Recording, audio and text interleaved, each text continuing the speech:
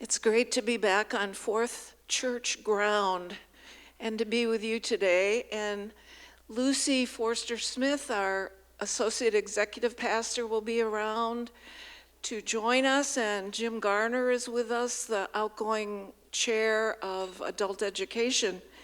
And we welcome Polly and Alan Bath and Cynthia Johnson, who are the new co-moderators of the Adult Ed Committee. And we couldn't get along without Stephanie Schumann and Fred Hickler, who are offering administrative and technical support for our course.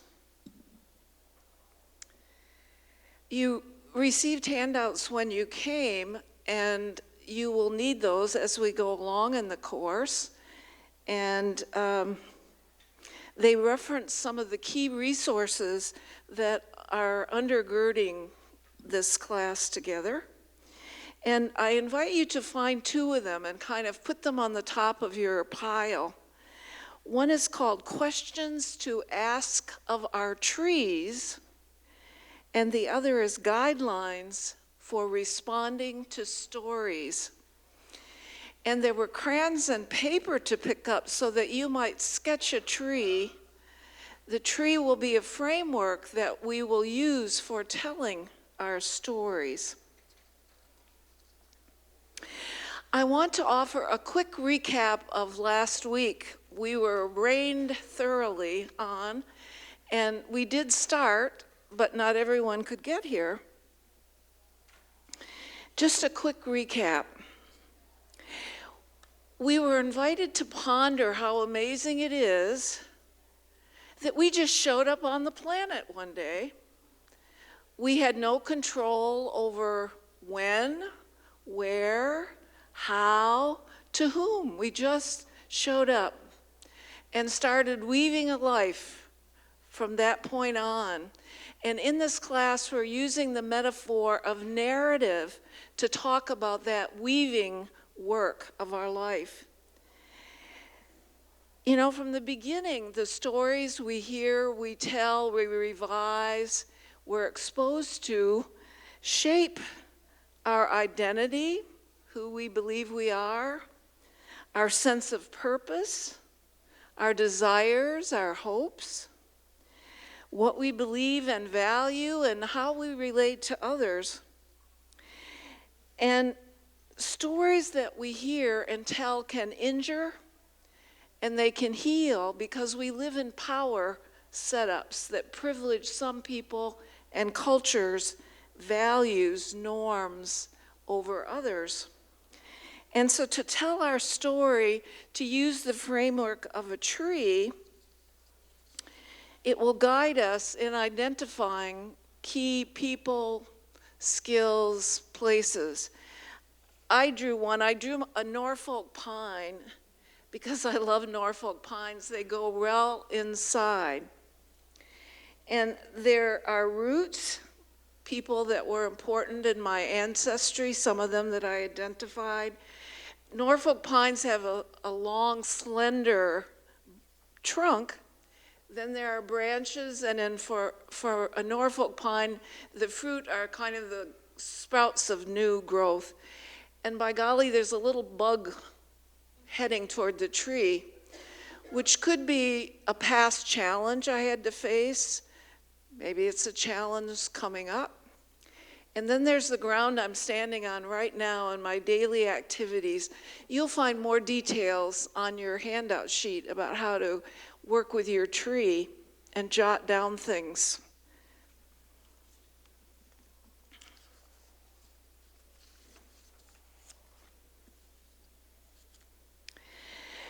Last week I told about 3 significant roots, which I won't go back over, except for one, which will make the point of what I've just said. My German Lutheran raised maternal grandfather, his grandparents fled to the US from war in Europe.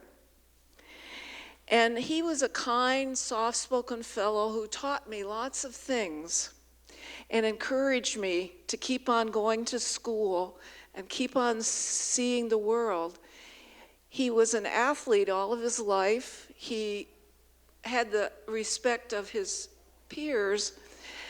I never heard him say an unkind word until he said to me one day, "Do not go near those Polish Catholics that live across the street. They worship a pope, and he's trying to take over the world. Do not go near them." Well, now, my grandpa died before I was old enough to ask him questions about where did that come from? Did he experience it personally? Did it come from his parochial school? Did it come from his ancestors? Fortunately, I didn't buy that story hook, line, and sinker. And over the years, I've worked in a progressive Roman Catholic parish. I've been led in centering prayer by Catholic lay women. I've been taught by a Catholic priest about Ignatian spirituality and met with a young Jesuit scholar as my spiritual director. And the priest gave me his imprimatur to keep doing what I'm doing. So I'm glad that I have heard other stories and had that original story balanced out and corrected and what I could learn from. Surely the Catholics couldn't recognize officially my ordination, but where I worked, that didn't seem to interfere with my ability to be part of a team for a while. I encourage those of you, one more thing, that are joining the class today, that you watch a TED Talk on YouTube that we saw last week. It's a little over 18 minutes. It's on your resource list. It's called The Danger of a Single Story, which I was just trying to illustrate. But it's done by a well-known, award-winning female Nigerian author, Chimamanda Ngozi Adichie. And she brilliantly makes the point in that TED Talk about the power of stories to shape identities and behaviors that build or hinder the formation of inclusive communities. Based in her own experience in her culture and crossing cultures. And the title of the course, Sound of the Genuine, comes from a baccalaureate address to Spelman College by Howard Thurman. He was nurtured in the Christian faith and in the value of his own worth as a black child growing up in the Jim Crow South by his former slave grandmother. By the time he came along, she was a valued midwife in the community. And when Howard started out, white people to him were sort of non-entities because violence might come from one of them from any direction toward him. But as he went on and he graduated with honors from Colgate-Rochester Divinity School, Rochester, New York, one of the 2 black students allowed in the all-male school at that time, he discovered it was possible to have friendly relationships with whites. And as he went on to become a prominent speaker, preacher, prophet, mystic, civil rights advocate, he was a pioneer founder of an early interracial, intercultural congregation in San Francisco.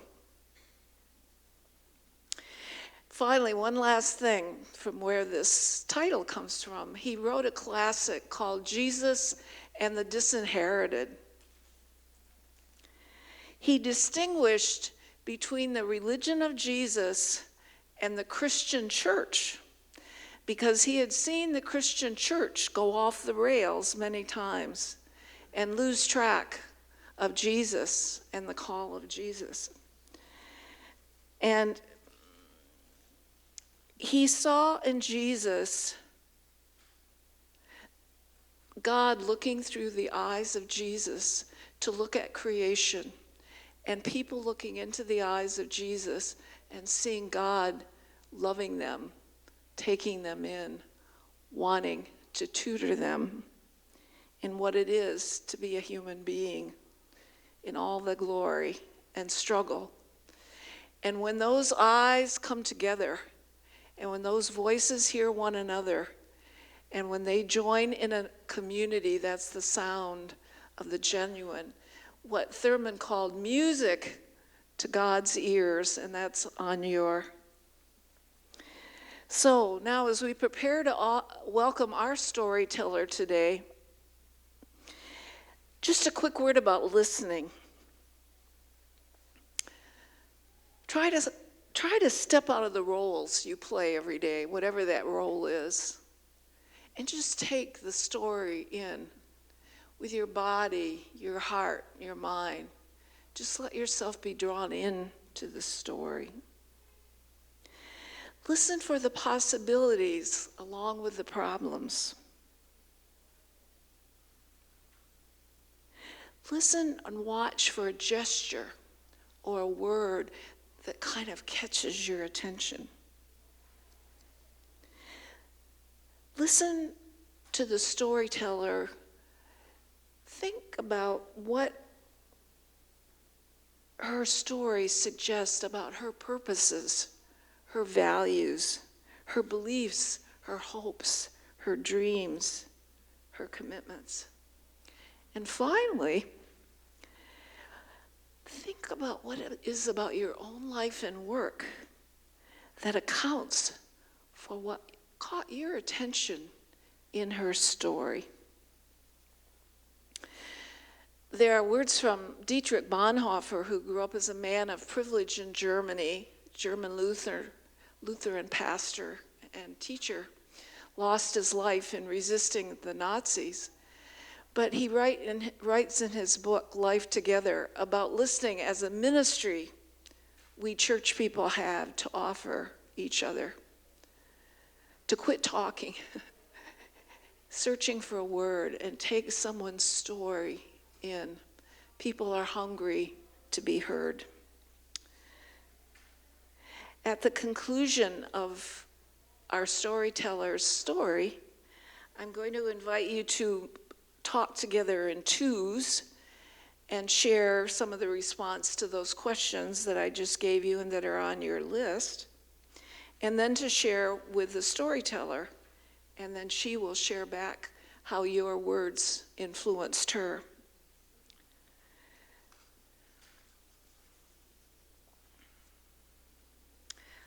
Arlene Falk, thank you for coming to us today. You are a teacher, a writer, a storyteller, and an accomplished businesswoman. After a years-long struggle to understand and conceal debilitating symptoms as you ascended the corporate ladder, a life-changing zigzag, as you put it, led you to find comfort and healing. You have captured this story in your elegant memoir, Walking on Pins and Needles. You are a longtime member of Fourth Church. You have served several terms as an active elder on the session. And right now, I believe you're co-chair of the Personnel Committee. So the floor is yours.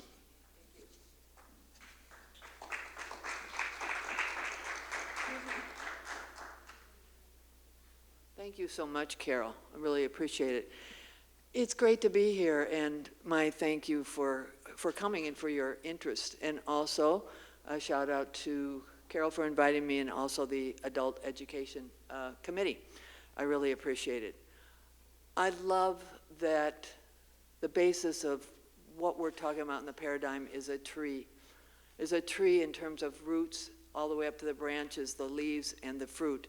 It's very dear to me, and I use the image of a tree every week. I'm going to have us join, as you're able, if you're interested, even if you're at home. You can stand. We're just going to do a little bit of movement using the tree. You can stand, or you can move your chair back so that you just have some room, a little bit room to move. So as you are able, we'll just move. I teach Tai Chi, have been doing that for over 22 years. And as Carol mentioned, in terms of listening and really being able to pay attention, we need to be as relaxed as we can be, and that can be difficult. We've got a lot going on, each of us do in our days. If we can do some movement or create some stillness, I'm going to talk about that a little bit more as I tell my story. But we start out my Tai Chi classes every week with getting rooted like a tree. So we're going to do that right now. I'm going to use one arm because I don't want to go side to side and lose the sound. So what we're going to do is just pay attention to where you're standing, that we're on the floor. And beneath the floor, certainly there's some mat, but there's ground. We're standing on ground. We want to start to get rooted in the ground. And our knees are soft. Just for a minute, lock your knees. Everybody lock your knees. Now when you lock your knees, you go back on your heels. Not as stable as when you soften your knees. The weight of your body goes over the center of your feet, and automatically you're more relaxed. We're going to think about an invisible string that's gently lifting us up from the top center of our head. So we think about having as good of alignment and posture as we can have. And then, as we are standing here and being aware that we are at this point, in this day, in this room, no place else, we're going to be in the moment. And we're going to start moving around a little bit, side to side or circles. Whatever you're comfortable with. I want you to visualize your legs and your feet like the trunk of a tree, sprouting roots deep into the earth. The deeper we can make our roots, the more balance and stability we'll have standing above the earth. And that we can move and just be gentle, create some stillness through our gentle movement, because we're right here. And this is the only place we are right now. Let's come back to center. And let's go the other direction. So a place to get centered and starting to be in the moment. It will help us listen. It will help us be refreshed, even though we're just going to do a little bit of it today. And let's come back to center and stop. Now, you're going to use, if you can, as you're able, use both of your hands. I'm not going to do both because of the microphone, but bring up both of your arms right in front of you. And bring your palms in towards your chest. And then out. And gently come down. You can wiggle your fingers a little bit. It's going to help relax them. And we've got our weight in the center of our feet. Let's do that again. Coming up. And palms in towards the chest. Good. And then out in front towards me. And gently bring the energy down the center. Your arms will follow. Very nice. And let's do it one more time. Coming up. Palms in towards the chest. And then out towards me. And gently coming down. So when we come down, we're bringing our energy down. It's called the Dantian, center of gravity here. Let's do one more. We're going to go up to the side. Both arms up to the side. Let's inhale. As we exhale, we're going to bring our shoulder down and our elbow down. We're going to inhale, slightly look up, palms up, and bring your palms towards each other, about shoulder width. Inhale and exhale down. And inhale. And exhale. Inhale. Exhale. Inhale. And exhale. We're starting to circulate our energy. We call it chi, life force energy, throughout our body, even though we're standing still. And exhale. And inhale. Exhale. Inhale. And exhale. And one more time, let's move around a little bit. Again, nice and gentle. So we're paying attention to how we're standing. We don't often do that in terms of how we're standing and walking. Once we start to do that, we can get more centered and more stability and get rooted like a tree. So let's come back to center and have our roots into the ground. Okay, thank you. We will go ahead and be seated, and you can keep that nice alignment even as you're seated here. So the tree.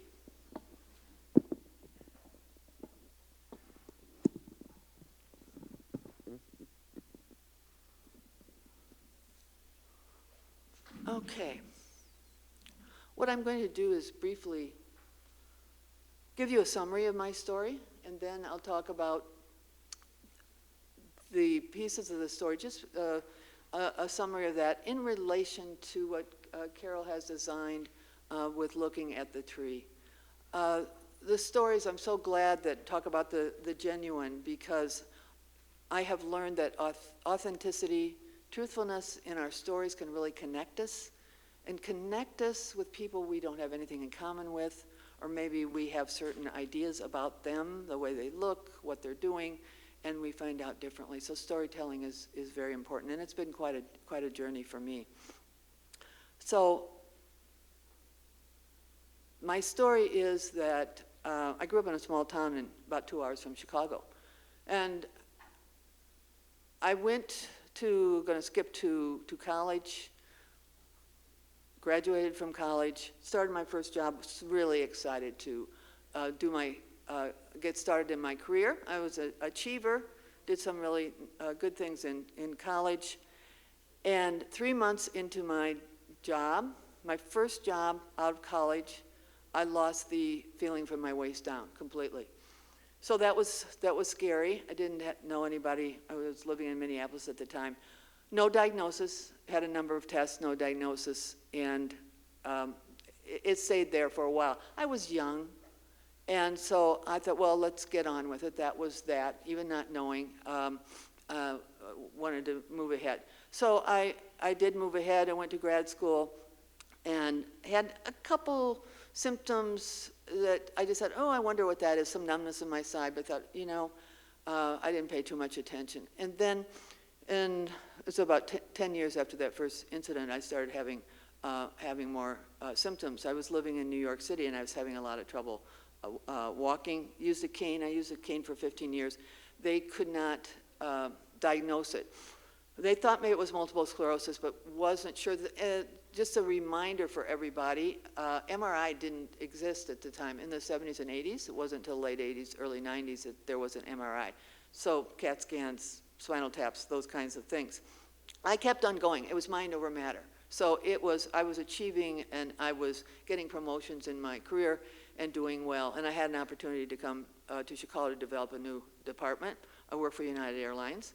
And so I did that, and still had these symptoms. And I didn't tell anybody. I didn't say anything at work. I didn't say too much outside of work either. And I was afraid, I'll tell you now, in terms of talking about fear.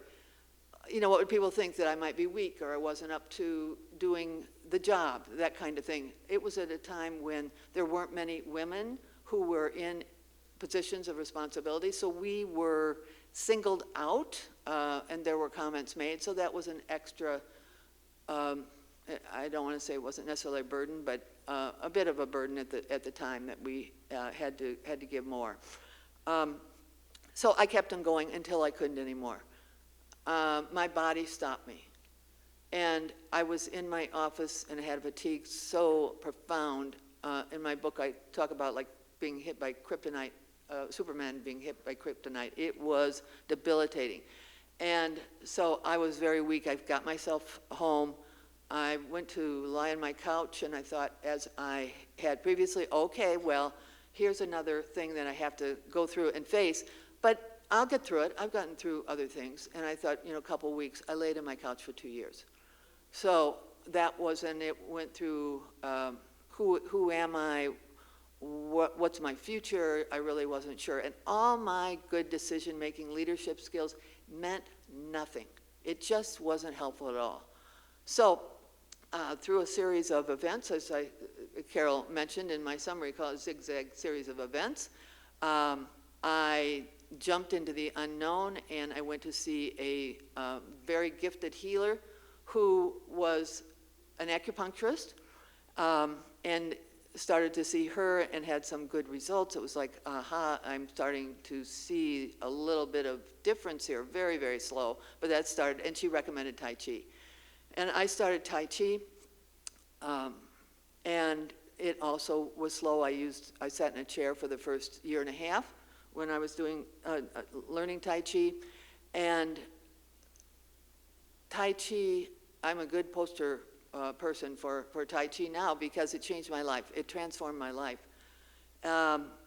Through that discipline, which I continue to this day, I got off all medications.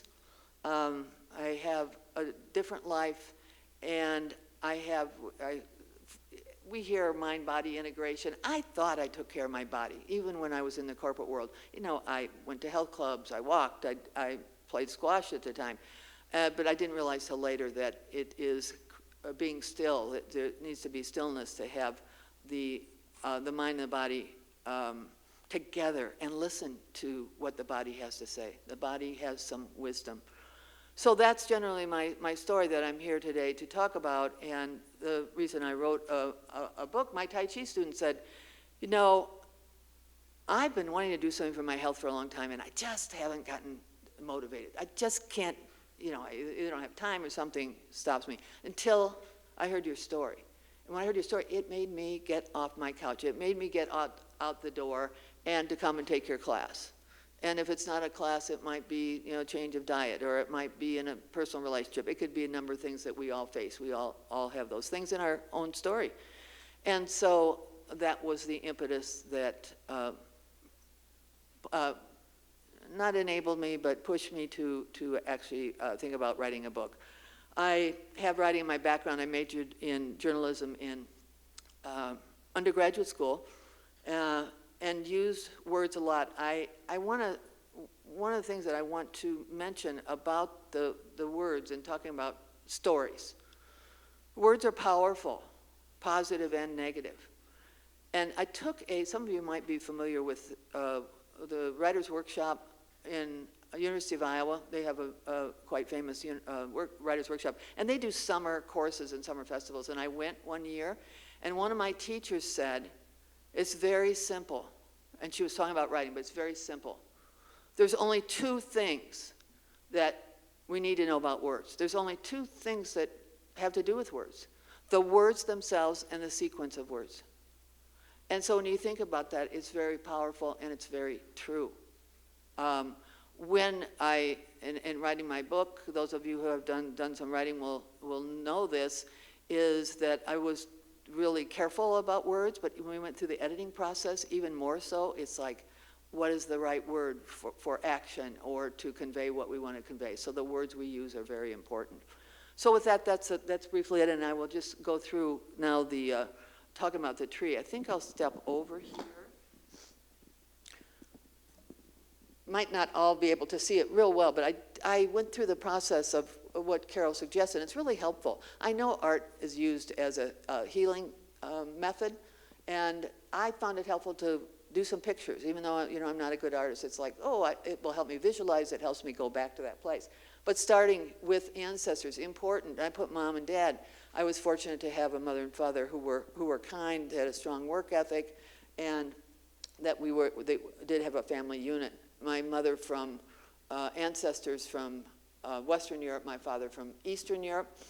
And I didn't know them, but I feel very strongly, ever since I first heard it in this church, when I came in this church and still hear it to this day, that we thank our ancestors. We stand on the shoulders of. You will hear people say that. We really do. We really do, whether we know them or not.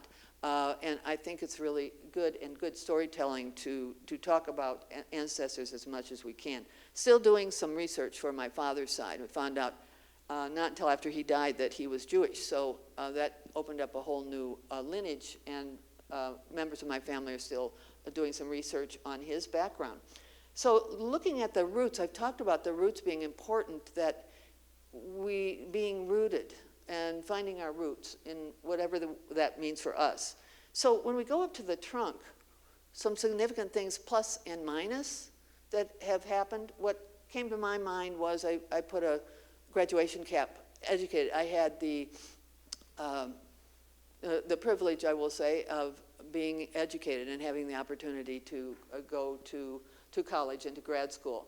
And then I had a rising career and did very well in the corporate world. I put down, drew an airplane because I had more than one job, but my main career was with United Airlines in human resources. And I did well there. So that was the corporate side coming up.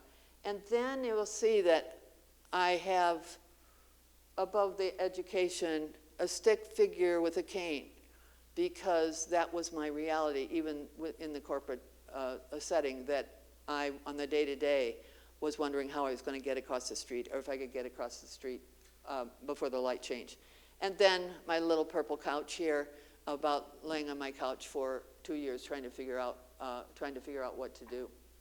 So question marks, there's all kinds of fear, question marks, doubt that had to deal with, and did not have the answers. So what do we do when we don't have answers to what we're supposed to do, or sometimes we don't even know the questions? Talking to people, reading. I read self-help books. I hadn't read self-help books, but I was trying to read and find out. And then I had friends. Having somebody to talk to, I think, is important, whether it's a family member, it could be friends, it could be a clergy person, somebody that you can confide in and say your fears and talk about it a little bit, even if there aren't answers. I think that that's important regardless. And hearing other people's stories. Other people's stories to say, and I am getting that now that I've written my story. Oh, I can identify. My story's not the same as yours, but wow. A main theme is, what do I do when I don't know what to do? And how do I get over the fear? And going through the fear, sometimes taking that next step, finding out what it is, and taking that step even with the fear. That the fear is not going to be gone before you have to take the step. I'll tell you one story. I'm going to go on to the leaves. That really was helpful for me.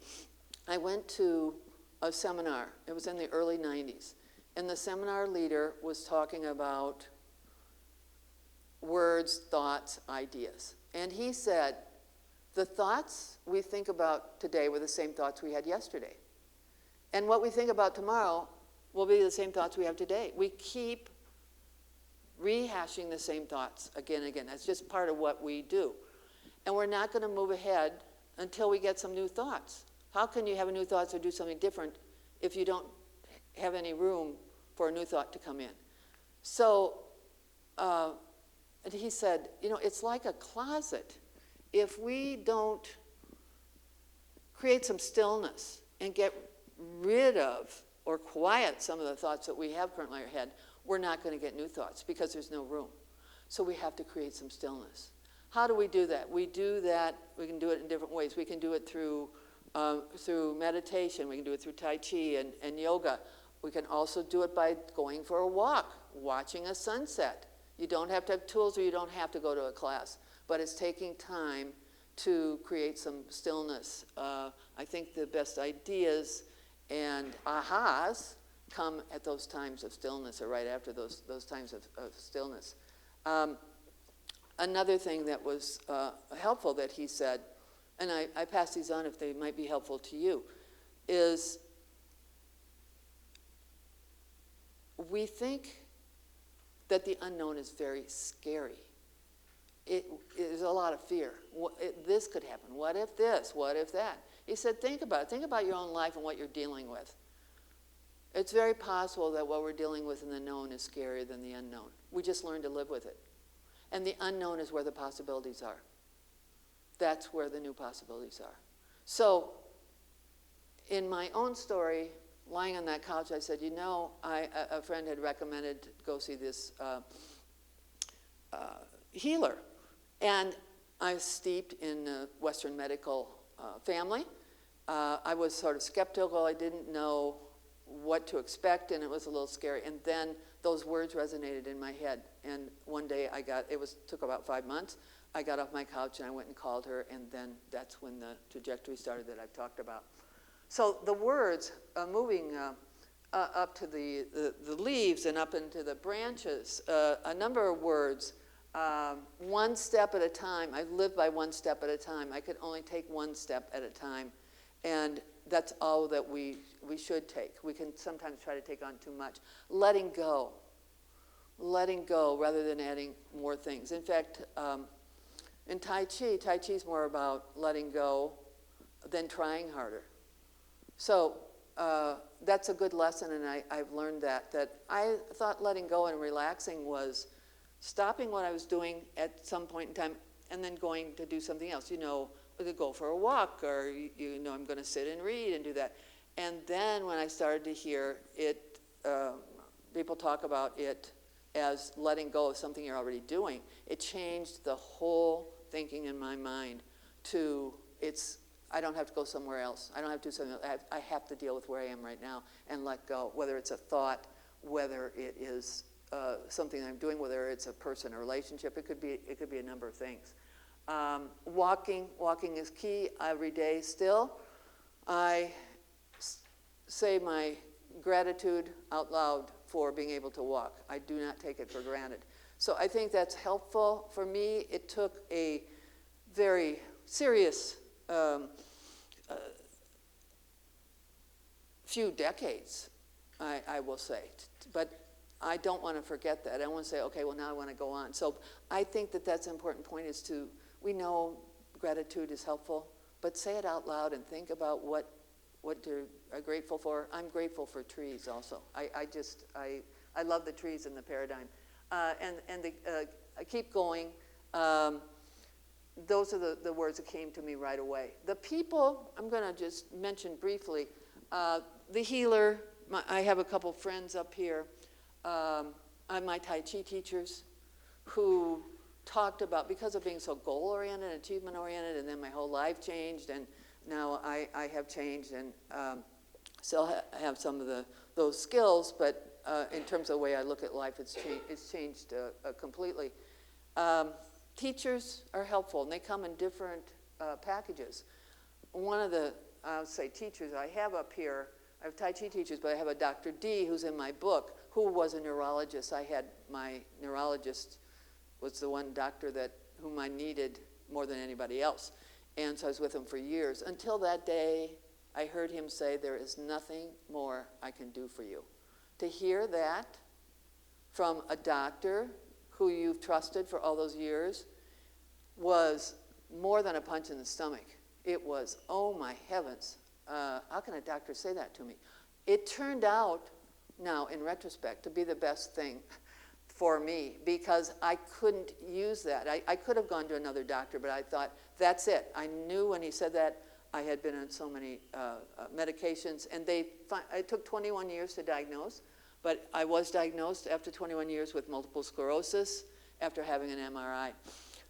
So it was after that he did say that to me. I still was having problems with fatigue, and he said that to me. That set me on a new path, and it took a while, as I've said, in terms of my 2 years. But I developed patience, and that it was up to me. I mean, I could consult with other people, I had family and my friends, relationships, but I was the one that had to take the step. So I continued my Tai Chi, and the opportunity came up to teach, and I have been teaching over 20 years Tai Chi, and I'm very happy to be able to teach that which continues to be so helpful to me. One other person, and I think I will end with this, I've got my Tai Chi and the yin-yang symbol, which is balance, up at the top of my tree. I like that at the top of the tree, from the roots up to the tree, and I call it the balance of life. I put Dr. Davies on here. I'm mentioning his name because some of you know of his name, because he was associated as senior pastor at Fourth Presbyterian Church. When I first walked into Fourth Church, it was in the late 70s, and I sat in the back. I was glad to be anonymous. I was really busy in my life when I wasn't in church, and so I liked just the opportunity to be still and just sit there. And I heard this preacher who was asking the same questions that I was, and I thought, oh, wow. And so I got hooked and involved and got more and more involved and started moving up where I was sitting farther and farther as I got more involved. He was very helpful. Fortunately, I was able to have some conversations with him. And in terms of the spiritual, the faith, not just a faith journey, but in terms of when I didn't know what to do, that reassurance that that God's not causing this, but is present, is with me, a steady force. I mention that because that is helpful. That has always been in the back of, not in the back of my mind, part of my being, particularly when there's not answers and you don't know where to turn, because other people sometimes don't have the answers either. We're in this together. So that's why I'll go back to and end with the value of storytelling and say something a little bit more of what I said earlier. I said very little for various reasons. Personally, when I was young, I thought my parents might think I should live closer to home, you know, and I was out there wanting to, and so I didn't say anything, and then when you don't say anything, it takes on its own life. When I was in the corporate world, I didn't say anything because I thought it would affect my career. Looking back, I think it would have. I was in management, I was getting promotions, and I think that it would have been seen as a sign of weakness and that I might not have been able to.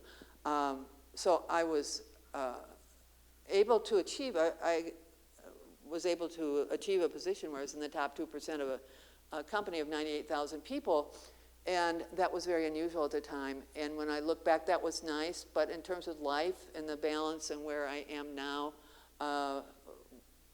it's a much nicer place to live. And I think that we can talk about, for me, I really focus on being rooted and having the trunk be stable of that tree. I really focus on that. So that's where I'll leave it.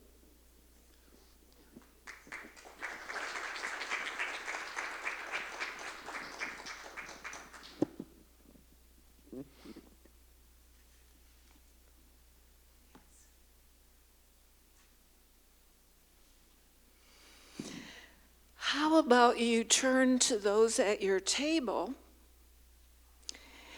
and if you're comfortable, share a bit of what caught your attention in what you heard Arlene share with us.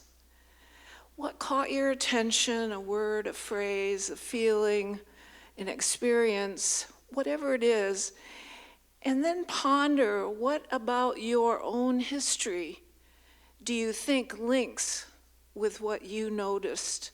Would you take 7 minutes to talk with each other? Are you willing to do that? And then we'll invite you to share what you wish with Arlene.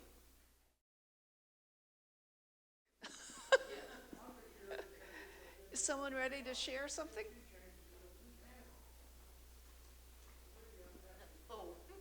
Yeah, I'll share. Well, what I felt through this whole thing is the perseverance and not giving up.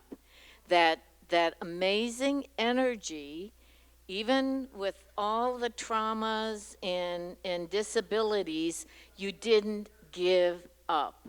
You persevered and you kept looking for an answer.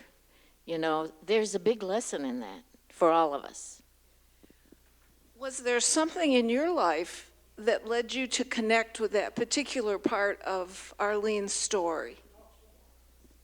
Well, I'm a retired physician, and I know I came here 51 years ago. I was accepted at Northwestern to be a resident. I was the only woman resident, and I had 2 women interns, so I do know what it felt like that you had to be strong, no matter how much, whether you got sleep or you had more work, and you had to persevere. Thank you. Anyone else?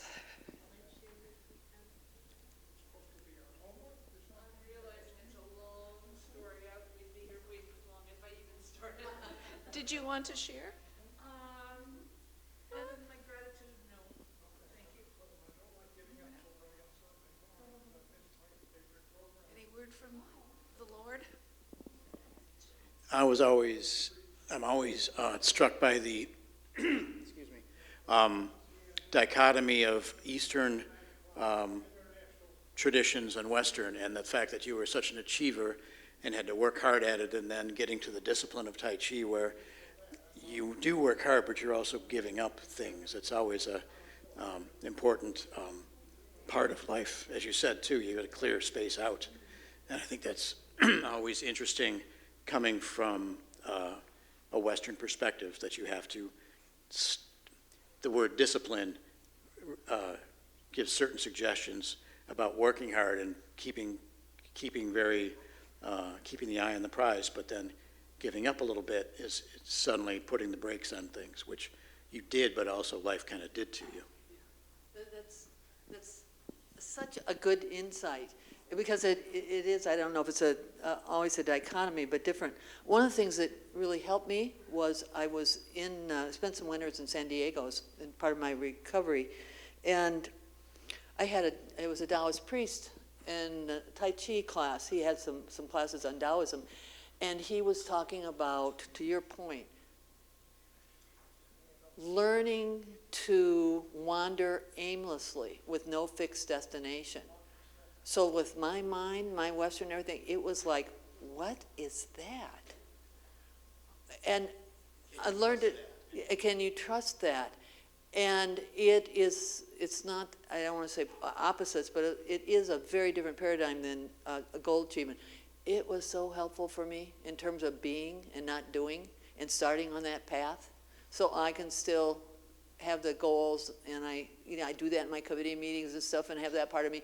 But overall, big picture, the goal is more peacefulness and helping others and giving as I can with the church, and not achieving for myself. Yeah. Thank you. That's a really good insight. Yeah. Don't go away. Any other comments or noticings from anything that we've talked about or worked on this far? Thank you. And we were feeling gratitude for having you here and for being here. And when you mentioned we appear here on Earth out of nowhere, and how did this happen? I was thinking, same thing here. I feel like I'm here and very fortunate to be right here, right now. We both liked your comment about the idea that we should clear our heads of old stuff that might be bringing us down and make room for new thoughts, new things. And but there was so much. Thank you very much. Thanks. Anybody on the Zoom? I don't know if they got something. I'll just have to include them. Of course. Did you have your hand up, madam? I wanted to say this about movement. I've always been a person who wants to move quickly and make things happen. And that really hasn't been helpful in some ways. And so what I heard was the slowing down. And the other part, this is the fear part, I can't imagine sitting on the couch for 2 years.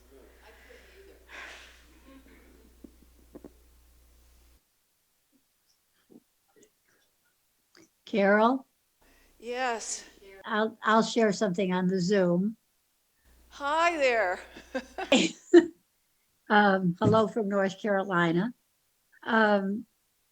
What I was listening to was the story of the long trek toward diagnosis, because I've had that happen.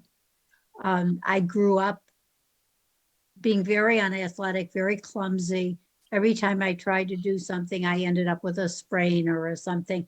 And I was in the high school and so on that I went to, that was bad. You were supposed to be athletic. You were supposed to go to girls' athletic club, whatever. And it forced me to become more the intellectual and go more the way of studies and so on. I was totally undiagnosed. I'd been to all kinds of specialists till I was 27, and we were stationed on an Air Force base, and another one of my injuries occurred. And there was a young physiatrist there who had just come out of training, and he said, there is a little known disorder that we are just learning something about called Ehlers-Danlos Syndrome. And it turned out that's what I have. Wow. Just knowing that I have it, I mean, there's nothing you can do for it actually, but at least I know I'm not just a klutz, okay? It's my, it's my lousy connective tissue. And I've lost track, 30 some odd surgeries and whatever. But I keep going because it is what it is. And that's where I think I identified with you. That I'm now 82 years old. Nobody's come up with a cure. It's if they do now, it's not going to help me, but they won't. But it was the difference between not knowing what you have and then finally discovering, well, gee, there's a name for it. They can't improve it, but at least I'm not crazy. Yes, and you can find possibilities then. You're not just stuck with a problem or being a problem. You have a problem, but now you have possibilities. And I like the Tai Chi suggestion. We live now in a senior community, but we have classes at our clubhouse. And we've been taking them on remote since COVID hit. And my husband has Parkinson's. So between the two of us, we're really klutzy. And we've just started adding the Tai Chi to our regular exercises. And I do think it makes some sense, but it really depends on how good the instructor is. Different instructors make a huge amount of difference. Thanks so much, and it's great to see you from across. See you all that are coming in from home, here and outside of Illinois. I think we can go on, but have you heard just a tad of what you might call the sound of the genuine? Absolutely. You want to say more to finish our... Thanks so much. Jim Garner will be with us, our storyteller, next week. So come on back. Some of you are drawing your trees. You can keep working on your trees all week, you know. You've got the instructions. And Arlene, wow, thanks again. Thank you, everybody.